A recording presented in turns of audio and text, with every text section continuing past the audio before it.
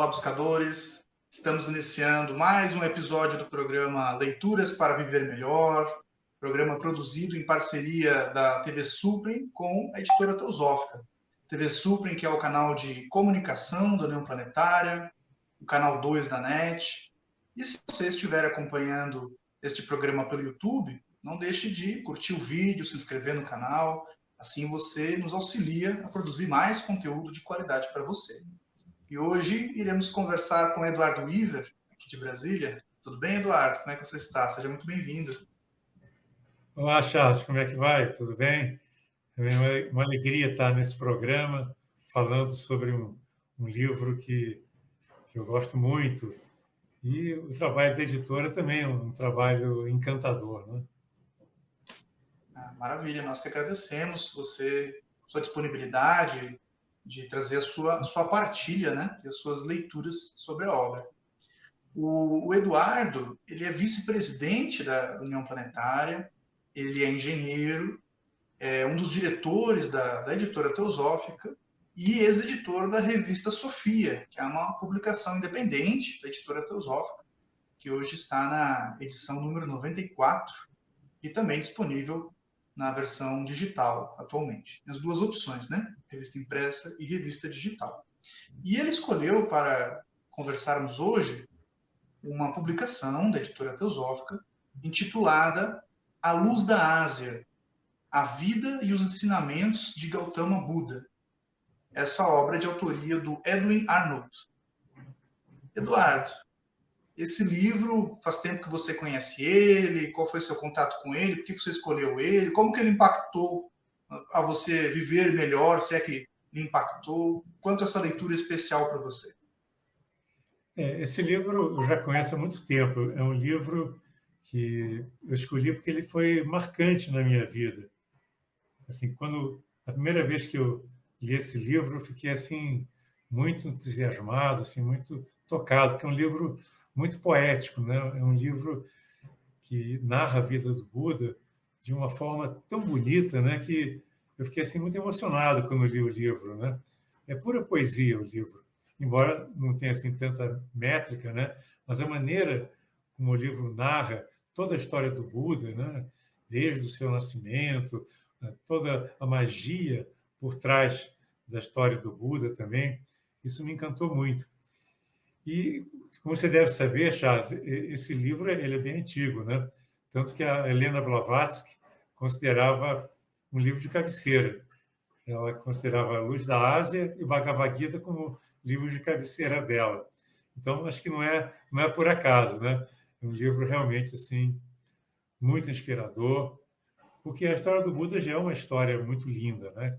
É uma história assim que encanta todas as pessoas, mas a maneira como o Edwin Arnold narra nesse livro Luz na Ásia é muito interessante, né? Porque você viaja, assim, é um pouco lúdico, né? O processo, né? Essa jornada.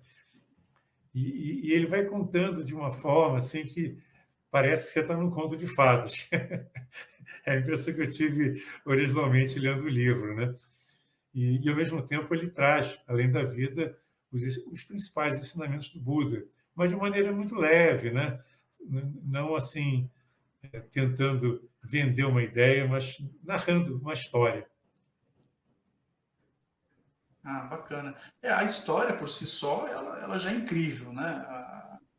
Toda a mítica que existe, né? A gente tem o contexto histórico, a gente tem toda a mítica criada em cima, né, da figura do Buda Gautama, né, o Buda Shakyamuni, né, o Siddhartha Gautama, o príncipe. E tem mais ainda os ensinamentos, né?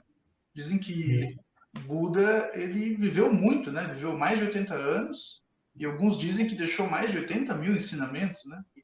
Tudo tradição oral, deixou nada escrito, e conforme os discípulos, né, selecionavam, que você não tinha como 80 anos, né, transmitindo ensinamentos, não foi 80 anos, né, porque do início da vida dele não transmitiu ensinamentos, né, mas muitas décadas transmitindo ensinamentos, depois os discípulos tiveram que selecionar, né. Isso foram 45 anos desde a iluminação que ele permaneceu no mundo ensinando. Então, é muito tempo, né? Ele viajava também dentro ali da região da Índia, né? Então, foi, assim, uma vida dedicada ao serviço à humanidade, né? Ele renunciou ao Nirvana para permanecer como um instrutor na Terra e valeu a pena, né? Que você vê hoje o número de seguidores do budismo é gigantesco, né? Eu não sei exatamente quando esse livro foi escrito, no prefácio do livro está dito que 1/3 da população do planeta é budista. Eu acho que com o crescimento do islamismo isso não é mais verdade, mas, de qualquer forma, é um número bastante grande, né?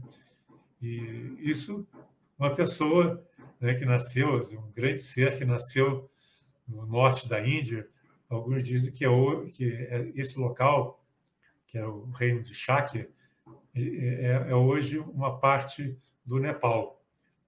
Mas naquela época não existia essa divisão, ainda era considerado um dos reinos, que a Índia tinha muitos reinos, né? Shakya era um desses reinos. E o Sudodara era o pai do Buda, e a mãe dele chamava Maya. Eu acho muito interessante, né, o nome da mãe do Buda, né? Inclusive, a história do Buda tem essa peculiaridade, né, que a mãe, logo 7 dias depois que o Buda nasceu, ela morre. E é interessante, né? Maya morrer. O que quer dizer Maya? Maya é ilusão. Então, o Buda veio para matar a ilusão.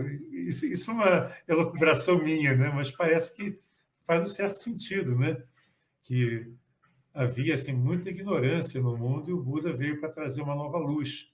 Tanto que a iluminação dele foi um momento assim que parece que a vibração do planeta todo foi alterada, foi influenciada, porque ele foi o primeiro ser humano, de acordo com a tradição, a se iluminar. Já haviam outros seres iluminados antes, mas não da raça humana propriamente dita, né? Então foi assim algo que transformou a psique, transformou toda a vibração da humanidade. Diz que quando um ser se ilumina, todos são beneficiados, né? Que existe uma conexão muito profunda entre todos os seres. Então a história dele assim é cheia de mistérios, né? Diz que antes dele nascer, a mãe dele, a rainha Maia, teve um sonho de que uma estrela veio descendo assim, a alta velocidade e entrou no seu ventre. Isso no sonho, né?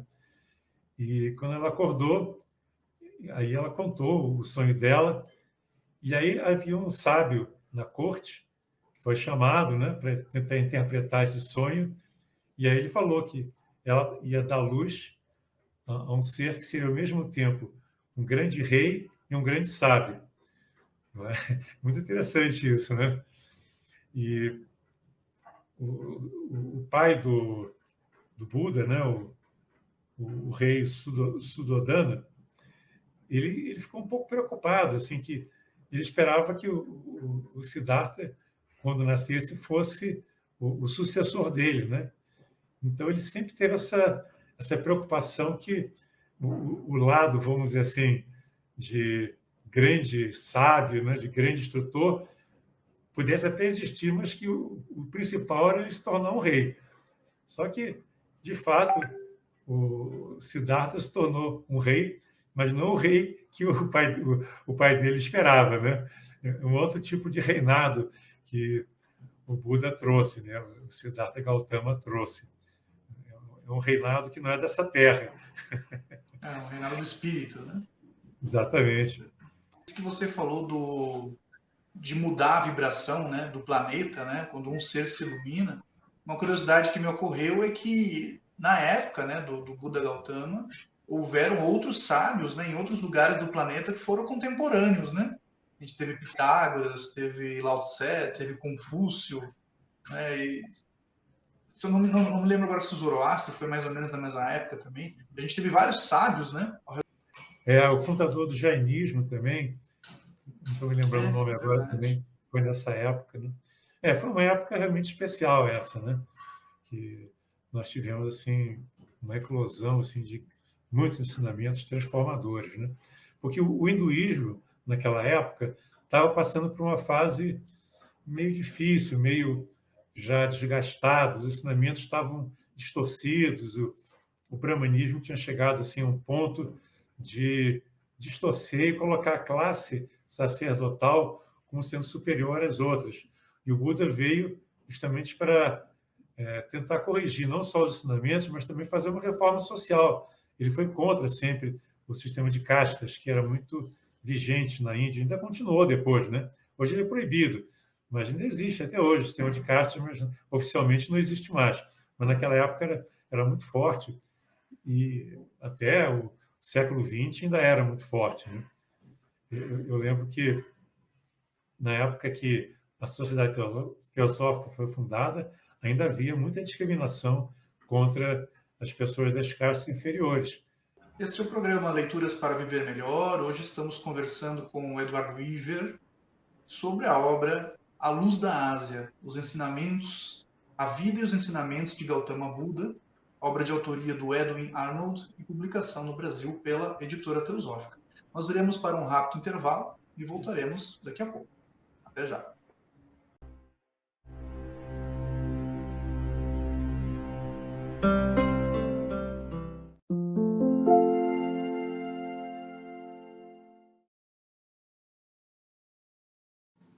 A Editora Teosófica está com uma grande novidade para seus leitores. A revista Sofia, publicação que há quase 20 anos apresenta temas relacionados à espiritualidade, autoconhecimento, religiões, ciência e filosofia, agora está disponível também na versão digital.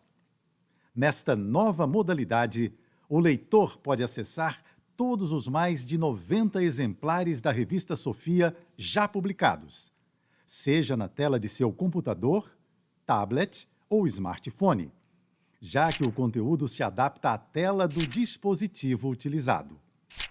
Entre em contato pelos canais da Editora Teosófica para maiores informações e consulte os valores promocionais para quem já é assinante da revista impressa.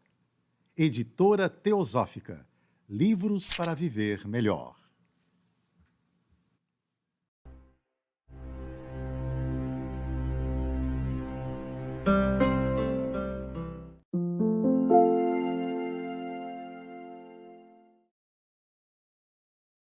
Estamos de volta, programa Leituras para Viver Melhor, hoje conversando com Eduardo Weaver sobre a obra A Luz da Ásia, a vida e os ensinamentos de Gautama Buda, obra de autoria do Edwin Arnold, publicação no Brasil pela Editora Teosófica.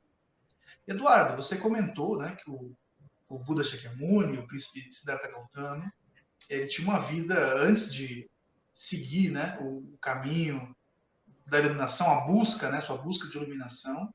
Ele tinha um outro tipo de vida, né, e o pai dele tinha inclusive expectativas, né, de que ele fosse um grande líder, um rei, né, um grande rei. Como é que funcionou esse processo até ele chegar à sua iluminação? Pois é, o pai tinha assim muita vontade, né, que o Siddhartha desse sequência ao trabalho dele como rei, né, e aos poucos ele foi criando um ambiente de maneira que o Siddhartha se sentisse totalmente confortável, totalmente seduzido pelos prazeres da vida e não se preocupasse, não tivesse vontade de sair daquele castelo. Mas o Siddhartha, quando ele foi amadurecendo, né, ele começou a ter alguns sonhos, ter algumas premonições de que alguma coisa estava errada, que a vida não podia ser só aqueles prazeres, né? Porque o rei, interessante, no castelo, que era um castelo muito bonito, né, onde eles viviam, o rei não deixava nada transparecer, não deixava que a morte aparecesse. Até as flores, quando antes de murchar, eram substituídas por flores novas. As pessoas que iam ficando um pouco mais velhas eram afastadas, então não tinha velhice no castelo, eram todos jovens, bonitos, não tinha doença também no castelo, qualquer pessoa que começasse a ficar doença saía fora do castelo. Então, ele não conhecia nem velhice, nem morte, nem doença. Mas ele começou a ter um certo mal-estar, né, de que havia alguma coisa mais do que isso. Ele falou para o pai dele: eu quero conhecer o mundo. Se eu um dia vou ser um rei, eu tenho que conhecer o meu reino, né? E aí o pai hesitou, mas acabou aceitando, né? Aí, antes dele sair para o mundo, ele preparou todo o ambiente, né? Limpou as ruas, pediu para todo mundo que era assim, mais idoso ficar afastado, tal. E aí o Siddhartha saiu, né? No primeiro momento ele achou que estava tudo muito bonito, poxa, você cuida muito bem dos seus súditos, mas aí de repente apareceu uma pessoa que se jogou na frente da carruagem, que era uma pessoa doente. E aí o Siddhartha perguntou: mas o que é isso? Né? Para o Shana, que era o cocheiro da carruagem dele. Aí o Shana explicou: né? Isso aí é uma pessoa doente. Aí isso deixou Buda muito perturbado, né?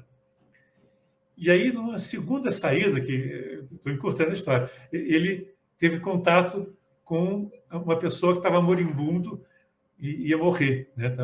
E de fato morreu. E aí ele teve contato com a morte. Então, com essas saídas, ele teve conhecimento do envelhecimento, da morte e da doença e do sofrimento. E aí, quando ele voltou para o castelo, ele começou a ficar muito inquieto com isso. E aí o rei consultou os sábios, né? Falou: como é que eu faço? Meu filho agora ele está muito agitado, não está satisfeito. Aí o sábio falou assim: procura uma esposa para ele. Aí o rei disse: então agora vamos fazer uma grande festa para ele escolher uma esposa. Aí fizeram um tremendo happening lá, um grande evento, e as mulheres mais bonitas da região foram trazidas. E o Siddhartha ficou lá olhando, sentado no troninho, e as mulheres iam passando e ele não dava nem bola, não demonstrava nenhum interesse por nenhuma das mulheres. E o rei lá, preocupado, né? E aí, quando já todas as mulheres tinham passado, o rei estava assim, meio indócil, né? Aí teve uma mulher, que era nobre também, que chegou já um pouquinho atrasada, que era a Yasodhara. Quando a Yasodhara despontou no campo de visão do Siddhartha, o Siddhartha já sentiu alguma coisa, né? E, na medida que ela veio até ele reconheceu a Yasodhara como sendo, vamos dizer assim, a alma gêmea dele, né?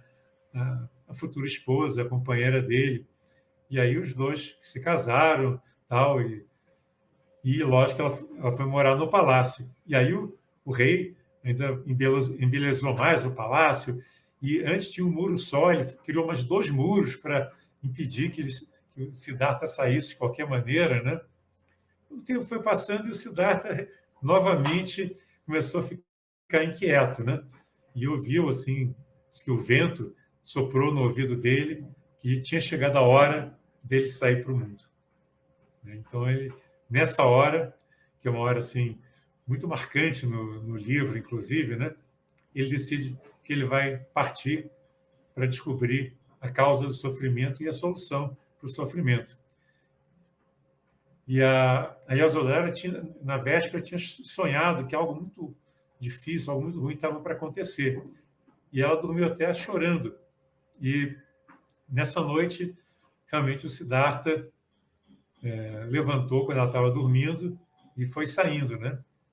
E aí, por 3 vezes, ele voltou porque ele não aguentou assim a sensação de abandonar uma esposa tão bela, tão querida. E o detalhe é que ela estava grávida do Rahula, que era uma criança que estava para nascer naquele instante, ela estava no final da gravidez. E, de fato, ele nasceu logo depois que o Buda saiu. Então, ele voltou a 3ª vez, deu uma última olhada nela, né, com o coração partido, mas ele sabia que tinha uma missão a cumprir e que, no final das contas, tudo ficaria acertado, né? E ele foi embora. Ele olhou para aquela cama, né, que era uma cama maravilhosa, o leito lindo, né? Pensou: nunca mais vou deitar nesse leito. E foi embora. Só que havia um detalhe: todo o castelo era guardado, tinha muitos guardas de portões de ferro pesadíssimos que eram quase intransponíveis, né? E aí ele falou com o Shana, que era o cocheiro, que ele queria saber, queria sair. O Shana não queria, tal, que desobedeceu ao rei, mas acabou aceitando.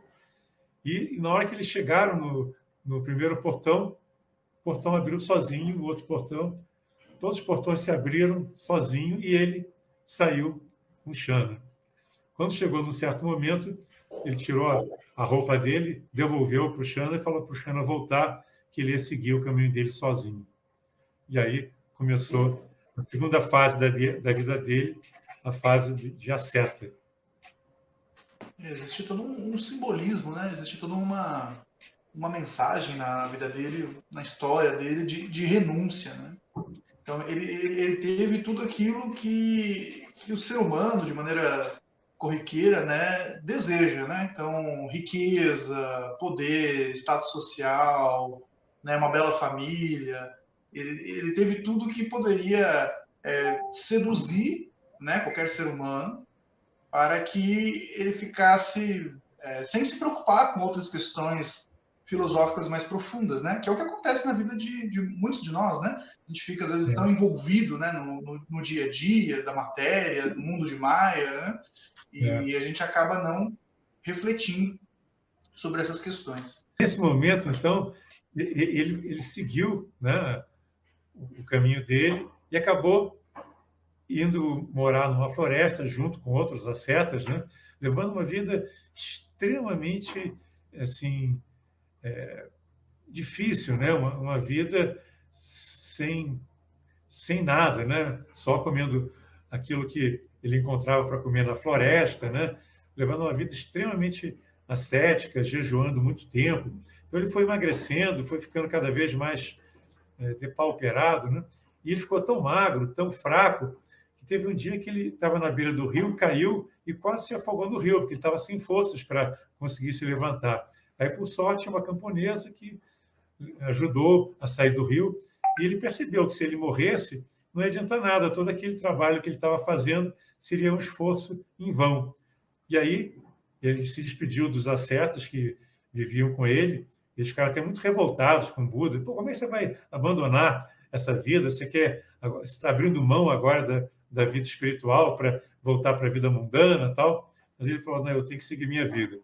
E aí que surge o famoso caminho do meio, que é uma vida que não é nem ascética, nem uma vida de luxo e de prazeres, né? É uma filosofia que você tem que preservar o seu corpo, você tem que levar uma vida equilibrada, né? Uma vida que você possa ser um instrumento do divino aqui na Terra. Você tem que estar com boa saúde, bem nutrido, e aí surge esse caminho de não chegar aos extremos. Aliás, em tudo na vida, né? O caminho do meio é muito bom, não é, Charles? É um caminho de equilíbrio, né? Eu entendo assim, uma busca de equilíbrio e de harmonia, né? Porque se nós não estivermos bem, também quem a gente vai ajudar, né? A gente vai acabar sendo um peso morto, né? Para a sociedade, né? A gente vai acabar tendo que ser conduzido, né? Os outros vão ter que ajudar a gente se a gente não estiver bem. Este foi mais um episódio do programa Leituras para Viver Melhor. Hoje conversamos com Eduardo Biver sobre a obra A Luz da Ásia, a vida e os ensinamentos de Gautama Buda, de autoria do Edwin Arnold, publicação no Brasil pela Editora Teosófica. Eduardo, muito grato pela sua participação, pela sua partilha. Gratidão. Eu que agradeço. Um abraço, Charles, e leia o livro que vale muito a pena. É um livro realmente assim, encantador. É a nossa vida também. Na vida do Buda, de certa maneira, é a nossa vida. Nós temos que nos espelhar e despertar também, que nem o Buda despertou. Com certeza, uma inspiração para todos nós, né? Vamos ficando por aqui e até o nosso próximo programa.